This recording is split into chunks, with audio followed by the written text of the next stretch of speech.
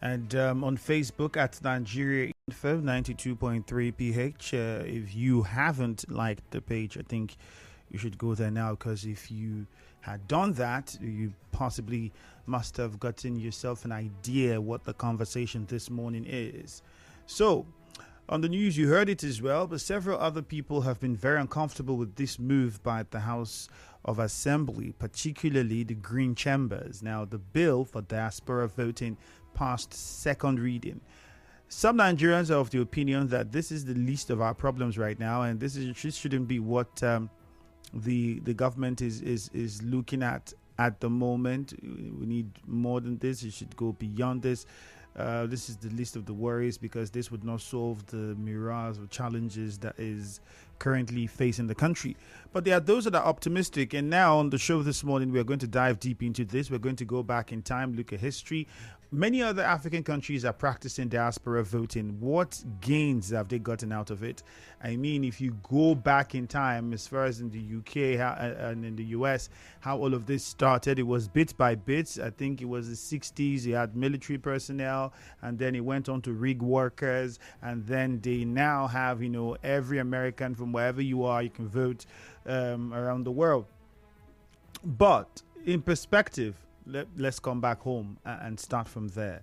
So the bill passed second reading just yesterday, all right? And of course, like many others, it has raised criticism. It has caused people to begin to ask a question. Well, the lawmaker who sponsored or co-sponsored the bill, Speaker of the House, Abbas Tajuddin, and Sadiq Abdullahi, they feel that it's necessary for this to happen. Now, during the debate on the bill, general principles, Abdullahi had said that Section 39 of the Constitution 1999, as amended, grants citizens the fundamental rights of freedom of expression and opinion. All right. And you'd also put into consideration the fact that Nigerians in diaspora remit huge amounts of monies into the country, running into billions of dollars annually. All right. And because of that, they also would feel that like they are entitled to and should be part of the voting system in the country, since they remit money. So I'll take us back to 2022, 2023, all right, where the court dismissed the lawsuit that was supposed to allow for diaspora voting. This was building up to the last election we had, last year election. And Nigerians abroad who contribute billions of dollars to the economy through remittances, were of the opinion that they should be allowed to vote. But then the court said something instructive. It says that the Constitution is what we should look at. And what it states is that only registered voters who reside in Nigeria can vote. And because of that, the court dismissed the suit, saying the powers to do this is not within the court, but the lawmakers, the National Assembly. And that is where we are now, as we have seen. At the time, Nigerians in Britain were the ones who had gone to court and wanted to know how this was going to happen. If you want to have an idea how much is remitted by Nigerians abroad, well, I'd give you one: 20 billion in remittance. $20 billion, not just 20 billion, but $20 billion in remittance. That is what Nigerians in diaspora bring into the country. And because of that huge amount of money and the population of Nigerians increasing in diaspora, if you look at the US, the UK, Canada, Sweden, Turkey, I mean, name it, it's just a lot. Many other African countries, smaller ones. In fact, let me go through some of the list. Congo is among the countries practicing voting outside diaspora. There's South Africa, who's also doing the same thing. Amongst countries in Europe, you have the Germany, UK, UAE, Canada, USA. I mean, it goes on and on. Tanzania is an East African country, Uganda, Rwanda. Most of these countries all have Kenya. They all have these things happening in their countries where citizens are allowed to vote, from wherever they are. But in Nigeria now, several questions would be asked. The fact that we allow, if we are going to work on allowing diaspora voting, do we have the technology authentic enough to handle it? That's the first question I want to ask. The technology required, because with just the voting within, we see how we have issues with beavers, we have issues with back-end feeders, we have issues with transmission, we have a lot of issues that are not supposed to be issues. For some people, it's more like we are refusing to fix these problems because maybe some people think that it's going to shut them out of trying to corrupt the system. So they just leave the problems there and take advantage of the problems deliberately. That's what some Nigerians think.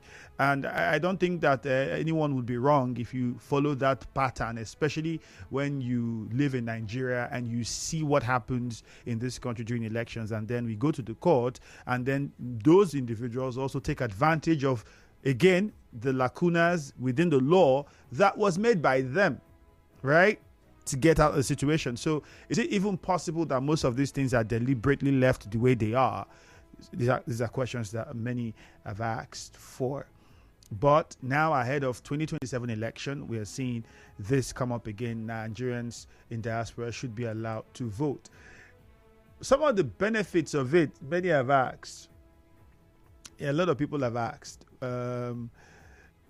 I mean, if Congo has over 13,000 voters in diaspora, and amongst that 13,000, I'm pretty sure for Nigeria, most of them will be in the UK. You can only imagine what that would mean. The second question then comes: does allowing Nigerians in diaspora involved in the voting process, does it change the political landscape of the country? How much impact does it have in how our electoral system turns out? That's a very big question that needs to also be looked at. There are many people, if you go look at the history of this in Congo, who were excited of how it works. But then when you look at those African countries, Tanzania, Congo, Kenya, South Africa, that allow for voters in diaspora, how much influence have that, in turn created in their countries to say, oh, we can see some tangible change in the electoral system and the voting strength and numbers because of, this move. Aside from the economical reason, which is the monies that those in diaspora contribute to the nation, which is the number one and ultimate benefit first before any other, is there something else we should be looking at? So that's the second question, right? The second question. A third question that comes. This one is very interesting. Very interesting. But before I reel that out, I'll cast our minds back. Now, this diaspora voting, all right, let's critically look at what would be the stipulations for it. I'll take us back to Congo again. I'm saying this because in Congo, one of the major push for the diaspora voting were Congolese in France. They had a huge number of Congolese who are now living in France and because of immigration, and would need to be part of the electoral system in their country. And that resulted in, okay, well, we can't just allow this huge number of migrants who now live there, and make and send money into the country. We can't just annihilate them from the system. And so they looked at it, and that was how the whole thing came. 13,250 voters, majority of them in France. It makes no difference, though, if you compare it to the 44 million people in Congo that vote in that country. But it's a start. They can't just throw it away. Okay? And that's how we are where we are at the moment with regards to this. In March of 2022,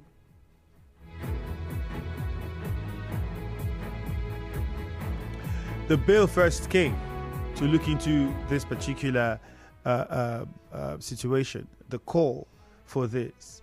So in March 2022, the bill was to amend the constitution to allow for diaspora voting. So it's not just starting now.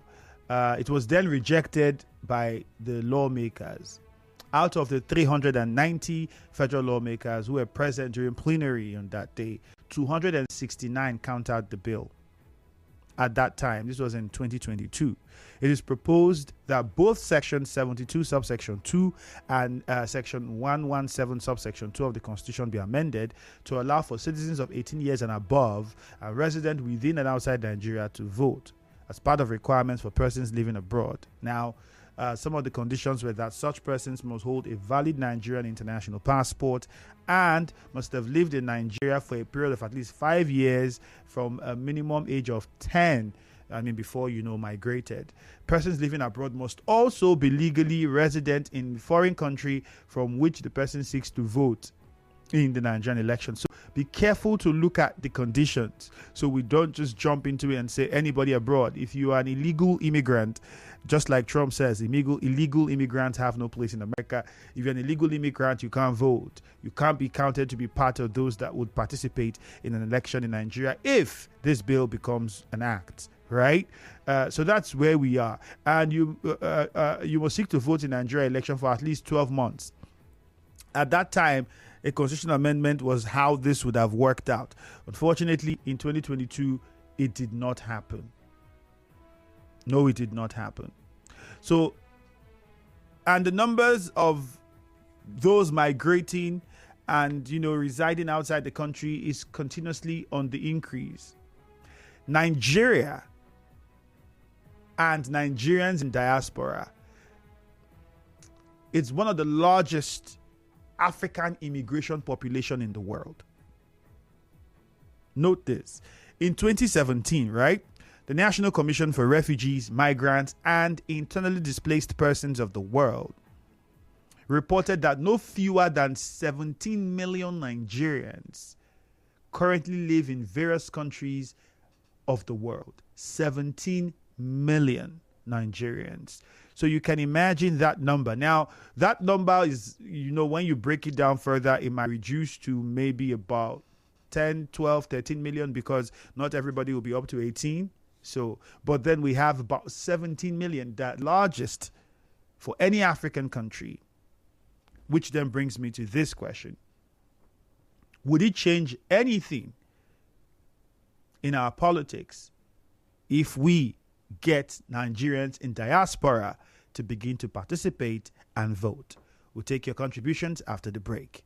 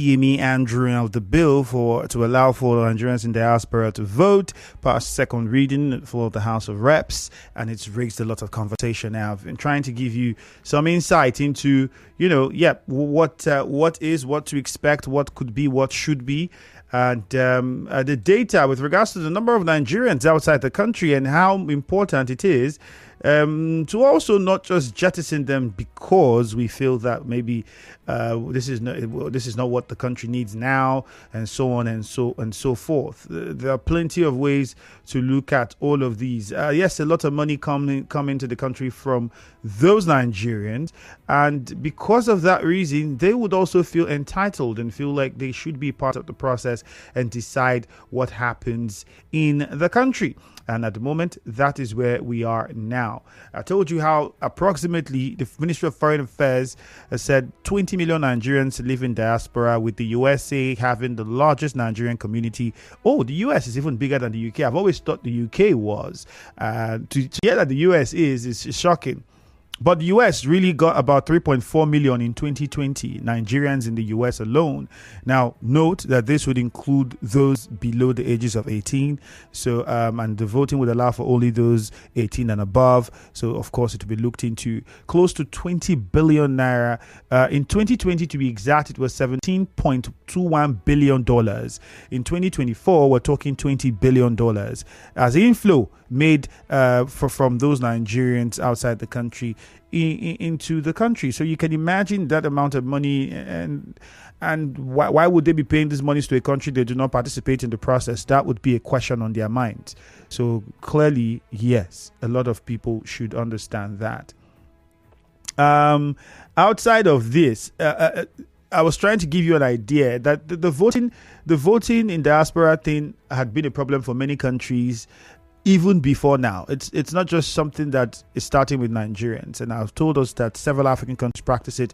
Prior to now, before it really started, it was in the Roman Empire. That was the very first time they looked into it. But the United States in the 60s first started with soldiers, and then from there they went on to allowing citizens, both military and civilians, abroad vote. To be exact, it was in 1968, right? And then in 1975, the legislative provisions were then made to allow for those who work overseas. And then in the United Kingdom, similar process followed. The military personnel were first in 1918, and then in 1945, the right to vote then extended to merchants and people doing business offshore. And then we went on to, allowing British citizens and everyone vote. That was in the 80s. That was when that eventually started. So you could see how long it took and the process for even the developed countries to have gotten it right. So you don't understand if we tend to go back and forth. For many, we are not supposed to go back and forth because some people already have laid the blueprint. But presently, over 115 countries in the world, all developing countries, including almost, if not all, developed countries, I beg your pardon, have a system in place that allows for diasporas, citizens in diaspora to vote, which then brings me to this question. Do we have a good system to even accommodate Nigerians in the country to vote? Is the system impeccable enough? Well, we might not have 100%, thing, but can we even boast of 60% of, a system that even accommodates the millions of Nigerians in the country that want to vote? If we've not been able to sort that out, clearly the last election says a lot about issues and myriad of issues that we have. How sure can we then certify that the numbers of votes we get from diaspora would be the exact numbers that we need? For some people, they are thinking that if we do not look into the electoral laws and fix these things and make them safe proof or fail proof rather, we can't really trust this move because it might turn out to be the way that the elections will be rigged in 2027, as against, giving Nigerians an opportunity to vote for who they want. Well, I'll open the phone lines and allow you tell us your own thoughts about this. 0817 923 0007. 0817 923 0007. You can also call 0817 923 0003. There are those that think that, hey, the major problem of the assembly should be how to strengthen our electoral laws, how to look at the flaws in the last election and begin to make laws that would, remove those flaws, remove those lacunas, so that we have a better system in place ahead of 2027. That seemed not to be the conversation. I was thinking by now we'll be having bills to look at how we can transmit electronically, how BVAS will be made to be more fail-proof, what we are doing with back-end servers, how to make laws that would ensure that in courts, if you go to court because you felt something was wrong with the election, what would be accommodated, and so on and so forth. System perfectly placed or near perfect. Why would you want to bring in more numbers to bombard an already bombarded system that has shown over the years that it can work the way it is? If, and this is a strong if, because some people have this conspiracy, if not perhaps some individuals are thinking, hey, let's say this, it sounds really nice, but it could also be a backdoor for us to maneuver if we have to. Well, Alozie Nomuma, let's start with you. Good morning. Alozie, good morning. Good morning, if you hear me. All right, go on. For me, this bill is an absolute distraction in tackling the already identified fundamental problems that we need to address as an urgent matter in our electoral system. If you and I know that we have a statistics problem in this country. Even as I speak to you, number of persons. This is another attempt for another defrauding, and I'll give you the reason.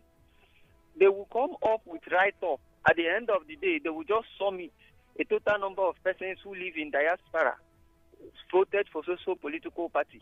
So I think if we need to address the shenanigans and corruption in our electoral system, they should channel this energy in a view that we explicitly state that election will be conducted led through the BIVA to the voter. No BIVA accreditation through what BIVA captured is about 62 or 63. So we need to have a law that will mandate the INEC to record exactly what the BIVA is capturing. So we want to grow like abroad. And we don't even have the statistics in our own country. So this is a distraction for me. If they are doing a bill, they should do a bill that will give INEC independent on their own, both for funding the elections, not depending on the executive. They should do a bill that we make the electoral process. If the BIVA is counting the same thing, the one they will write should count the same thing. So that is the bill. All right, Alozie, thank you. See, this one is made distraction. Akanto in Bori, good morning. Andrew, good morning. How are you doing this morning, my friend? Fantastic, Akanto. Go on. Andrew, I will just make the statement of the last caller. I think Nigeria is turning us, and our representative on the thing at the Yellow Chamber of National Assembly are playing with Nigeria. Because I don't know what they are doing there. They are not making laws to the betterment of Nigeria. They are just like a tool to Mr. President, another president bringing bill for borrowing. They can bring the credence to be the millionaires. Look at we are battling hard to redeem our image of the elections. The last election we did in Edo and Oyo State. Is just the one they did a few days ago. It's still giving us a bad name. The INEC, after they conduct elections in Edo State, they came to Nigeria and apologized to Nigeria for their inability to conduct a free an election in Edo State. We are talking about the election of those of all in Nigeria that we can see their name, we can see their household, we can see their voting unit. Those of them that are close to us, INEC has never been able to conduct short elections. And now we are talking about the election they will conduct in diaspora, 125 people in a dispersed society, people in the Tascarate around the world. And either will come to, or National Assembly will come to what they want to give not to the National Assembly for the diaspora voting. I am not for it. Okay. Nigeria are totally against it. Thank you very much, Akanto. Unfortunately, we get your point. Let's go to Chima in Rumokuta. Chima, the volume of your radio, please turn it down completely.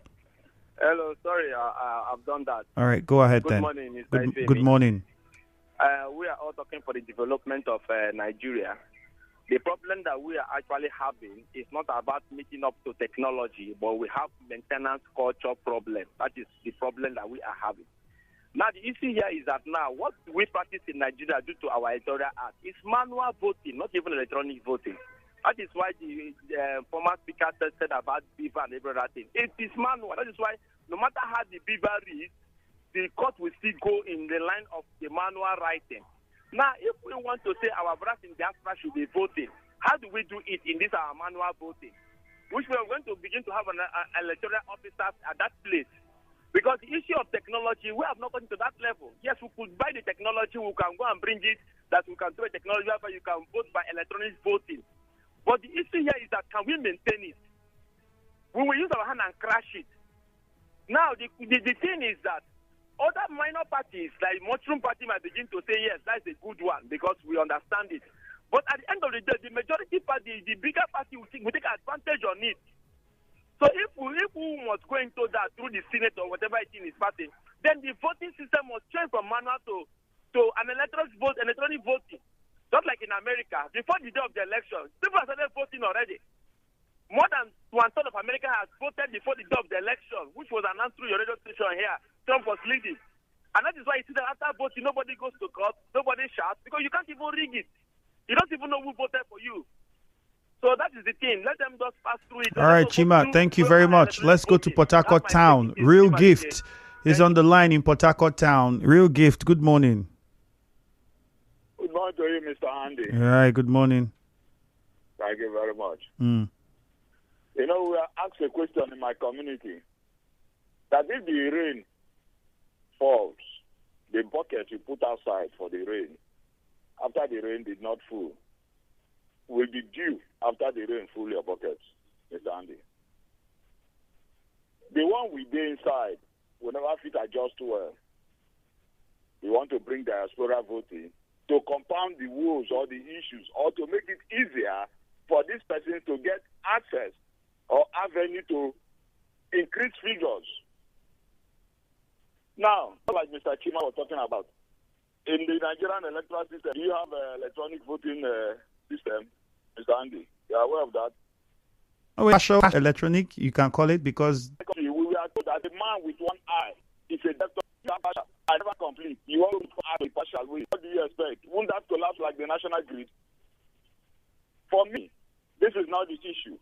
Strengthen the electoral system, the electoral laws we have in this side of the divide, so that we will know that we are now having two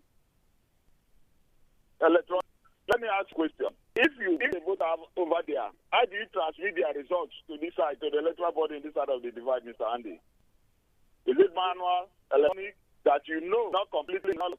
So if they transmit the results through electronics, and they go to court as usual in Nigeria, after election, you have to go on a part of it. And the laws does not give back into electronic transmission of results. Those voting over there, is it not useless? If you want to go through the post, what if there is a glitch along the line? What happens to the result? When the one way there, they don't count and finish. At this point in time, I'm not averse to technology or to new things, but when it comes to this issue of diaspora voting, it's just an avenue for them to increase the amount of money they spend. In any case, before I drop, Mr. Andy, will they use dollars or euros over there to buy votes on a naira than go use via? All right, thank you very much. I think one major concern many have brought up with regards to a full electronic process is the hacking and all of that stuff. But the question is, if banks can do it, all right, if banks can do it, top oil companies in the world, in Nigeria inclusive, use tech to do most of the things that they do. And man, these days, transporting crude is done with technology. You don't even have to have people man the pipes to do anything. You have apps, you install how this works. If we're doing it with all of these, all of the Okonkwo from good morning. All right, thank you. Oh, Okonkwo, fortunately, I think the service providers interrupted you. You just back if you can get to us before we wrap things up. Temple in Echie, good morning. Go on. I have listened to you very carefully, and you have made a lot of emphasis on Congo and their part electoral system. And the question this morning is that of their own system, in terms of voting and diaspora voting, can we be compared within the confines of Nigerian electoral system? Because the comparison it's working. Look at where we come from. Where we think every electoral system, every electoral outcome of election is still from a background, like a rigged one. Can we as a country, on our own part, harness our own system, at least package our own system better? Then, before talking about, moving or stepping out of the shores of Nigeria as a country, then when we talk about this, looking at where we can find ourselves, is it our major problem? Can we be able to say that what they are going to give us over there is going to be accurate and nobody will tamper it? And at the same time, I want to ask, the same system we use there that we have always doubted, is it not the same system or the same group of persons that are going to manage the one over there? Please, I think Mr. President should change his policies and programs so that we will at least breach. That is my own, opinion. All right, Temple, thank you very much. 0817-923-081923-0007. This one says, for those saying that the diaspora not possible, how are those doing it? Andy from Ruby. I don't think many have said it's not possible. I think the fear is for many people, we're not prepared. We don't have a system to even accommodate what we have inside. So what do you think would happen if we bring those outside? It's two things. Either the system crashes or some people find a way to take advantage of it and even rig the elections further. That's the truth.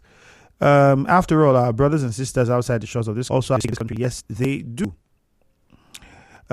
Here we have seen where accredited voters, the number does not match the people that voted. Registered voters does not match.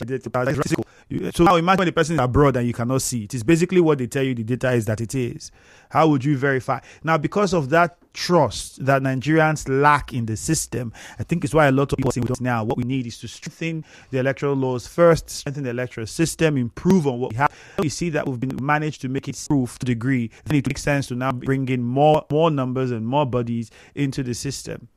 If we do now, will the system survive? It will change the political landscape of this country. Imagine half of the 17 million was eligible to vote in the last general election. Half of the half, which is 4, something actually voted one way away from the winner. Do you think the current president would have won? But what you fail to also put into perspective, Dave, my friend, is have you also thought that the one that we voted here, Beavers did not work? They could not transmit the results electronically. So the people abroad, how would they vote? Is it not electronically? What if they tell you that something happened with the system? Or you are voting 1, you are seeing 5. What happens then? Because we don't have a system that we've tested. And that's why I think many Nigerians are worried. David Ingenegoa, good morning. Greetings to you, my brother man. I'm saying. All right, David, you have 1 minute, unfortunately, so make use of it. Thank you very much.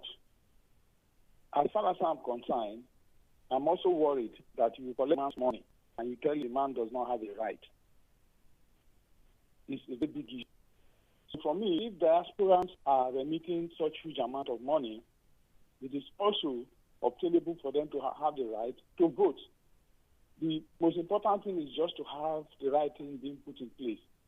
And I also expect that as the National Assembly is progressing towards the amendment of the electoral constitution to diaspora, they should correspondingly also give same attention to independent candidacy. For me, I would have rather preferred amending the constitution to accommodate this than the issues. I think that that's what people in abroad do. There are people who are also diasporans. So that these are the issues.